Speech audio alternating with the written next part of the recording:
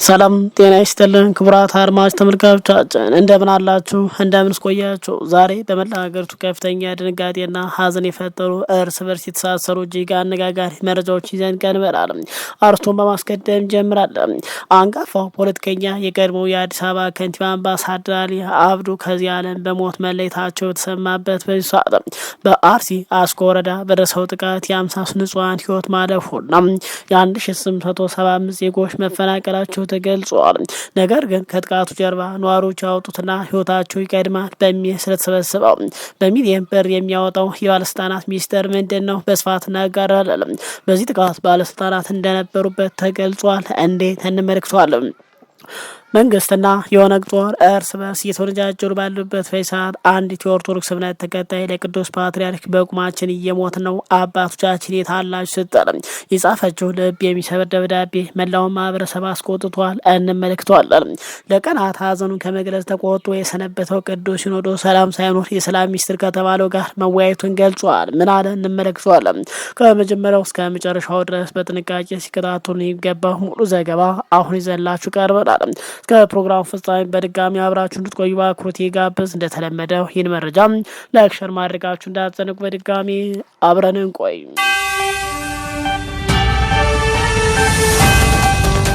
በቅድሚያ አምባሳደር አሊ አብዱ ከዚህ ዓለም በሞት መለየታቸው ተሰማ። የቀድሞ የአዲስ አበባ ከተማ ከንቲባ የነበሩት አምባሳደር አሊ አብዱ ከዚህ ዓለም በሞት መለየታቸው ተገልጿል። አምባሳደር አሊ ባደረባቸው ህመም ምክንያት በሕክምና ሲረዱ ቆይተው ዛሬ ሌሊቱን ወደ አሄራ ሄደዋል ሲል የአዲስ አበባ እስልምና ጉዳይ ከፍተኛ ምክር ቤት ገልጿል። የቀብር ስነ ስርዓታቸው በዛሬው ለዳሊት አካባቢ በሚገኙ ሙስሊሞች የቀብር ቤተሰቦቻቸው፣ ወዳጅ ዘመዶቻቸው፣ መንግስት የስራ ኃላፊዎች በተገኙበት ከጁማ ሶላት በኋላ እንደሚፈጸም ተገልጿል። አምባሳደር አሊ በአርሲ ዴሬ ከተማ ከአባታቸው አቶ አሊ ሱሌማንና ከእናታቸው ወይዘሮ አጸደ ወልደ ማርያም የተወለደ ሲሆን ከትዳር አጋራቸው 3 ሴቶችና 1 ወንድ ልጅ አፍርተዋል ተብሏል። 7ኛው የአዲስ አበባ ከተማ ከንቲባ በመሆን ያገለገሉት አምባሳደር አሊ ከ1990 እስከ 1995 አዲስ አበባ መርተዋል ተብሏል። ለወዳጅ ዘመድም መጽናናትን እንመኛለን። ወደ ዕለቱ ዝርዝር መረጃ ስናመራ ባለፈው ቅዳሜና እሁድ በአርሲ ዞን በሁለት ወረዳ በተከሰተው አሳዛኝ የሰው ህይወት መጥፋትና የሃይማኖት ተቋማት ቃጠሎ ዙሪያ በመንግስትና በኦነግ ጦር መካከል የእርስ በርስ ወንጀላዎች እየቀረው መሆኑን ቢቢሲ አፋን ኦሮሞ በዛሬው ዘግቧል። በሌላ በኩል የኢትዮጵያ ኦርቶዶክስ ተዋሕዶ ቤተክርስቲያን ቅዱስ ሲኖዶስ ልዑካን ቡድን ጉዳዩን አስመልክቶ ከሰላም ሚኒስቴርና ከኦሮሚያ ክልል ከፍተኛ የስራ ኃላፊዎች ጋር ተወያይቻለሁ ሲል ገልጿል። እንደ ቢቢሲ ዘገባ ከሆነ የኦሮሚያ ክልል መንግስት ኮሚኒኬሽን ቢሮ ባወጣው ይፋዊ መግለጫ በጥቃቱ ላይ የኦነግ ታጣቂዎችን ተጠያቂ አድርጓል። ይህ ድርጊት የተፈጸመው 7ኛው ብሔራዊ ምርጫ ለማደናቀፍ ዜጎች በብሔር በሃይማኖት እርስ በርስ እንዲጋጩ ታቅዶ እየተደረገ ነው ብሏል። በአንጻሩ የኦነግ ጦር ዋና አዛዥ ከፍተኛ አማካሪ የሆኑት አቶ ጅረና ጉደታ ለቢቢሲ በሰጡት ምላሽ ጥቃቱን ሙሉ በሙሉ አስተባብሏል። ኦነግ እንደዚህ አይነት አሳፋሪ ድርጊት አይፈጽምም ያሉ ሲሆን ታጣቂ ኃይል ምርጫውን አስመልክቶ መንገድ በመዝጋት የተነሳ መንግስት የኦነግ ስም ለማጥፋት ድርጊቱን እንዳስፈጸመው በይፋ ገልጿል። ነዋሪዎቹ የኦነግ ጦር መውቀሳቸው ተመለከተ ሲመልሱ በሰንቀሌ ወታደራዊ ካምፕ የኦነግ ስም ለማጥፋት የሚሰለጥኑ ልዩ ኃይሎች መኖራቸውን ጠቅሷል። በአጠቃላይ ዓለም አቀፍ ገለልተኛ ጉዳዩን ገብቶ እንዲመረምርና ህዝብ ቀጥተኛ ወንጀለኞችን እንዲያውቅም ጥሪ አድርጓል። ይህ በእንዲህ እንዳለ በብፁዕ አቡነ ሳዊሮስ የጠቅላይ ቤተ ክህነት ዋና ስራ አስኪያጅና በብፁዕ አቡነ ዲዮስቆሮስ የቅዱስ ሲኖዶስ ዋና ጸሐፊ የተመራው የኢትዮጵያ ኦርቶዶክስ ተዋሕዶ ቤተክርስቲያን ከፍተኛ ልዑካን ቡድን በሰላም ሚኒስትር አቶ መሐመድ እንደለሰ ከሚኒስትር ዴኤታው ዶክተር ሀይረዲን ተዘራና ከኦሮሚያ ክልል ከፍተኛ የስራ ኃላፊዎች ጋር አስቸኳይ ውይይት አድርጌያለሁ ብሏል። በምስራቅ አርሲ በአስኮ በሽርካና በሆንቆሎ ዋባ ወረዳዎች በኦርቶዶክስ ኃይል ላይ በደረሰው የህይወት ህልፈትና በጥንታዊቷ ቤተክርስቲያን መቃጠል የተሰማውን ጥልቅ ሐዘን ገልጿል ሲል ገልጿል። የምስራቅ አርሲ ሊቀ ጳጳስ ብፁዕ አቡነ ኤልሳ የተከሰተው ችግር በቁጥር ማስረጃ አስደግፈው አቅርበዋል ተብሏል። መንግስት የችግሩ ምንጭ በአስቸኳይ አጣርቶ ዘላቂ ሰላም እንዲያሰፍን፣ ተፈናቃዮች እንዲቋቋምና ወንጀለኞች ለህግ እንዲያቀርብ ጥሪ አድርገዋል። የሰላም ሚኒስትር አቶ መሐመድ እንድሪስ በተፈጠረው አደጋ ማዘናቸውን ገልጸው አስቸኳይ አጣሪ ቡድን ወደ ስፍራው መላኩና በሪፖርት መሰረት ጠንካራ እርምጃ እንደሚወሰድ አስታውቀዋል ብሏል። ተጨማሪ አደጋ ለመከላከል ጥረት እያደረጉ መሆኑን ጠቅሰው ቤተክርስቲያኗ ምዕመናንን ለመደገፍ በምታደርገው እንቅስቃሴ ሁሉ አስፈላጊውን እገዛ እንደሚያደርግ አረጋግጧል ብሏል። የቅዱስ ሲኖዶስ ቋሚ ሲኖዶስና የመንበረ ፓትርያርክ ጠቅላይ ጽሕፈት ቤት በጎዳው ሳቢያ የተፈናቀሉ ወገኖች በቁሳቁስና በገንዘብ ለመደገፍ የተቃጠሉ አብያተ ክርስቲያናትን መልሶ ለመገንባትና መሰል ችግሮች ዳግመኛ እንዳይከሰቱ ለማድረግ ከተጠናከረ ስራ ጋር በትኩረት እንደሚንቀሳቀስ አስታውቋል ብሏል። ይህ ባለበት መሰረት ሚዲያ ዛሬ አካባቢን በተመለከተ ምን ያህል ተጎዱ በሚለው ጉዳት ሰፋ ያለ መረጃ አጋርቶናል። በአርሲ አስኮ ወረዳ ከሰሞኑ በደረሰው ጥቃት ዙሪያ መሰረት ሚዲያ ከመንግስት ምንጮችና ከአካባቢ ነዋሪዎች ያሰባሰባል ነው የተረጋገጠ መረጃ ይፋ አድርጓል።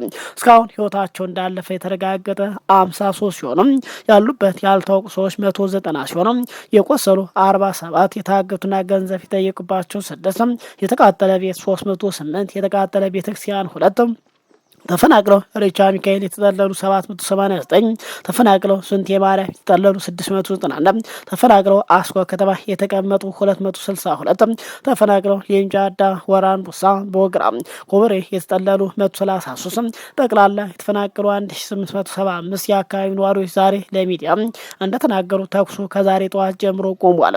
ነገር ግን የተፈናቀለ ወደ ቀዩ መመለስ አልቻለም ሲሉ ቅሬታ አቅርቧል። ይህ ባለበት ጥቃት ከመፈጸሙ በፊት አመራሮች በጋራ ሆነው አንድ አነጋጋሪ ውሳኔ ሲወስኑ መረጃዎች ወጥቷል። በአርሲ ዞን ጠለታ አካባቢ በንጹሃን ዜጎች ላይ ከደረሰው አሳዛኝ ጥቃት በፊት በአካባቢ የነበረ ሁኔታ አስመልክቶ አዳዲስ መረጃዎች እየወጡ ቀጥሏል። የአካባቢ ነዋሪዎች ለአዩስ ሀበሻ በሰጡት መረጃ መሰረት ከጥቃቱ በፊት በመንግስት አመራሮችና በነዋሪዎች መካከል የነበረው የምክክርና የዝግጅት ሁኔታ ለደረሰው ጉዳት መጨመር ምክንያት ሳይሆን እንዳልቀረም ተገልጿል። እንደ ነዋሪዎች ጥቆማ ከሆነ ጥቃቱ ከመፈጸሙ ጥቂት ቀናት ቀደም ብሎ የወረዳውና የቀበሌ አመራር ለህዝቡ ጥሪ አቅርበው ነበር ተብሏል። የቀረበው ጥሪ ከመንግስት የመጣ አስቸኳይ የሚሸጥ ጥይት አለ። የአንድ ጥይት ዋጋ 118 ብር ነው። ከምንም በላይ ህይወታችሁ ይቀድማል የሚል ማባበያ እንደቀረበላቸው ነዋሪዎች ተናግረዋል። የአካባቢ ገበሬም ራሱን ለመከላከል ሲል ያለውን ንብረት በመሸጥና በመበደን በአንድ ሰው ከ10 ሺህ እስከ 50 ሺህ ብር ድረስ ክፍያ መፈጸሙ ተገልጿል። በአንድ ቀበሌ ብቻ በአንድ ቀን እስከ 1 ሚሊዮን ብር በላይ ለጥይት ግዥ መከፈሉ መረጃዎች ገልጿል።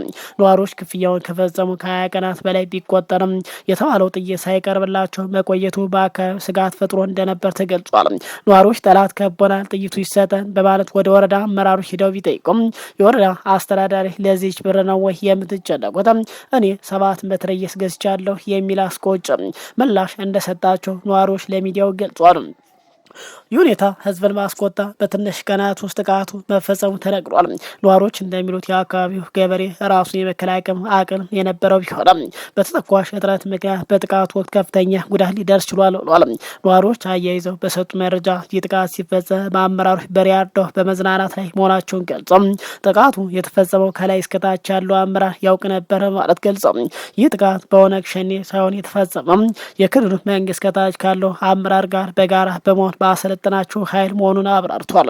ለዚህም ጥቃቱ ከመፈጸሙ ቀደም ብሎ ከበባዎች መኖራቸው ለአመራሮች ቢናገሩም አመራሩ በህዝቡ ላይ መቀለዱን ይፋ አድርገዋል። በአጠቃላይ ይህ ጥቃት ከላይ ጀምሮ ያሉ አመራሮች የተመራ እንደነበር መረጃዎች ወጥተዋል። ሌላው እንግዲህ ይህንን አሳዛኝ ጥቃት ተከትሎ በርካቶች እያወገዙ ይገኛሉ። የመንግስት ባለስልጣናት ግን አንዳቸውም እንዳያወግዙ በአጠቃላይ ከጠቅላይ ሚኒስትሩ መመሪያ ተሰጥቷቸዋል ተብሏል። ይህን ተከትሎ ከዳንኤል ክብረት ጀምሮ በአጠቃላይ በክልልም ሆነ በማንኛውም ስልጣን ላይ ያሉ አንድ መስመር እንዳይጽፉ መገደዳቸው ተገልጿል። በአጠቃላይ ጠቅላይ ሚኒስትር አብይ አህመድ በሰጡ ትዕዛዝ መሰረት አንድም አመራር የኦርቶዶክስ እምነትም ይሆን ሌላም በተለይ ደግሞ በብልጽግና ስልጣን ውስጥ ያለ አመራር በዚህ ጉዳይ ላይ ሀዘኑን እንዳይገልጽ ጥብቅ መመሪያ ተሰጥቷል ተብሏል። ታዲያ ይህ ባለበት ግን ሃይማኖት ጋዜጠኛ መስከረም ጌታቸው አንድ ጠንከር ያለ በተለይ ደግሞ በርካቶችን እያስለቀሰና መነጋገሪያ ሆነ በሶሻል ሚዲያ በተመለከተ በአጠቃላይ ለአቡነ ማትያስ ያስተላለፈችው አንድ ድንቅ መልእክት አለ። ሙሉ መልእክቱን እስከ ፍጻሜው አብራችሁ እንድትቆዩ በአክብሮት እየጋበዝ እንዲሁ አቀርበዋለሁ። ይፍቱኝ አባቴ ቡራኪው ይጥፈኝ ስትል ትጀምራለች። ከአንዲት የመንፈስ ልጆ የተጻፈ ይህንን ለመጻፍ ስንት ቀናት አሰብኩ ተጨነቅኩ። ለዚህ በአምላኬና በአምላኮት ስም እምላለሁ። ለምን ቢሉኝ መልስ የለም። አባታችን በማህበራዊ ሚዲያ እየተናገርናቸው የጵጵስና ክብር እየቀነሰ ክህነት አክብሮ የሚኖሩትም እያሸማቀቃቸው ምልክት እያጣን ነው ብዬ ስለማምን ነው። ከምንም በላይ ግን ደግሞ አንዲት የቤተ ክርስቲያን ጠላት ዓላማ ክብረ ክህነት የሚያዋር ትውልድ መጥቶ እንዳንደማመጥና እንድንለያይ ማድረግ በመሆኑ ለሱ መሳሪያ ላለም ሆን ነበር ቅዱስነቱ። ነገር ግን ልጆቹ እናንተን ለመጠበቅ የምንደክመውን ያለኛ አስባችኋል፣ ደክማችኋል ብዬ ፈጽሞ አላምንም። እናንተ ለእኛ የጽድቅ መንገድ ትሆናላችሁ ስንል መሰናከያ እንዳትሆኑብን እንጨነቃለን። አስቀድሜ ለምጽፈው ነገር ይቅርታ እየጠየቁ በድፍረት ሰው በቁጭት መጻፌን እንዲረዱኝ እጠይቃለሁ። በዚህ ቅድስት እያልን በምንጠራት ሀገር በኦርቶዶክሳውያን ላይ ላለፉት 50ና 60 ዓመታት የደረሰው በደል ለእርሶ መናገር ለቅባሪ ማርዳት ነው ብዬ አስባለሁ። እንኳን በእርሶ 80 በተሻገረ እድሜ ይቅርና በእኛ በልጆች እድሜ እንኳ እናየዋለን ብለን የማናስበውን እያየ ቀጥለናል። እርሶ ለዓመታት በየመድረኩ አልቅሰዋል። ቅዱስ አባታችን በዚህ ምክንያት በአሁኑ ጊዜ ያለው ወጣት አንዴ በጦርነት ዜና፣ አንዴ በኑሮ ውድነት፣ አንዴ በዓለም አቀፍ ጫና ደቆ ስነ ልቦናው ተሰልቦ በከፍተኛ ጭንቀት ውስጥ በመሆኑ እድሜውን ሳይኖረው በቁሙ እየሞተ ቀጥሏል። በአጭሩ ዝለናል፣ ነገ የሌለው ሰው ሆነናል። ታዲያ በዚህ ወቅት ተገደንም ቢሆን ወደ ቅድስት ቤተክርስቲያን እንሰባሰባለን፣ ወደ አባታችን እንጠጋለን። ችግሩ ግን እርሶ በተለያየ ጊዜ እንደሚናገሩት አባቶች መጠጊያ ለመሆን ለምእመኑ አለመዘጋጀታችሁ ነው።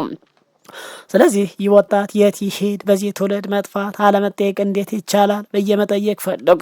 በእውነት ይህ ምእመን ምን ቢበድላችሁ ፊታችሁን አዞራችሁትም? ለዚህ ቤተክርስቲያን እስከ ገንዘቡ ጀምሮ እስከ ሕይወት አልከፈለም ወይ? ምን አጉድሎ ምን ነስቷችሁ ይሆን ብዬ መጠየቅ እፈልጋለሁ። ቅዱስነቱ ከስልጣኑ ከፍታ የተነሳ እርስዎን ጠየኩ እንጂ ብቸኛ ተጠያቂ ከማድረግ አይደለምና ይቅር ይበሉኝ። በጠቅላይ ቤተ ክህነት ተስፋዬ ያለቀ ትልቅ እድል ግን እርስዎ ጋር አለ ብዬ ከማሰብ ጋር ነው። ሁሉንም አባቶች ብዬ ግን የምወቅስ ደፋር አይደለም።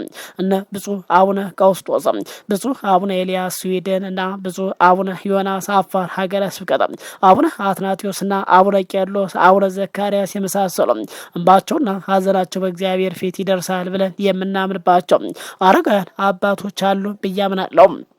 ዛሬም በያሉበት ቡራኪዎችን ይላሳል። ወደ ጽሁፌ ዋና ጉዳይ ለምታ።